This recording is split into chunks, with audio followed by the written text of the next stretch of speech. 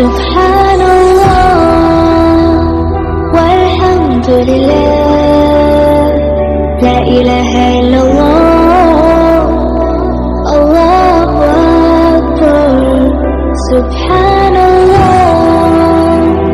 والحمد لله لا إله إلا الله. من الشيطان الرجيم بسم الله الرحمن الرحيم تبارك الذي نزل الفرقان على عبده ليكون للعالمين نذيرا الذي له ملك السماوات والأرض ولم يتخذ ولدا ولم يكن له شريك في الملك وخلق كل شيء فقدره تقديرا واتخذوا من دونه آلهة لا يخلقون شيئا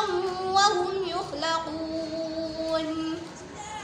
ولا يملكون لأنفسهم ضرا ولا نفعا ولا يملكون موتا ولا حياة ولا نشورا وقالوا أساطير الأولين اكتتبها فهي تملى عليه بكرة وأصيلا قل أنزله الذي يعلم السر في السماوات والأرض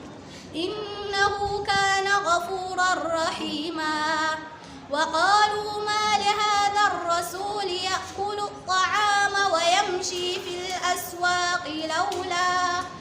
لولا أنزل إليه ملك فيكون معه نذيرا أو يلقى إليه كنز أو تكون له جنة يأكل منها وقال الظالمون إن تتبعون إلا رجلا مسحورا انظر كيف ضربوا لك الأمثال فضلوا فلا يستطيعون سبيلا تبارك الذي إن شاء جعل لك خيرا من ذلك جنات تجري من تحتها الأنهار ويجعل لك قصورا بل كذبوا بالساعة وأعتدنا لمن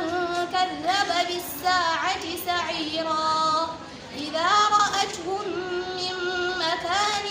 بعيد سمعوا لها تغيظا وزفيرا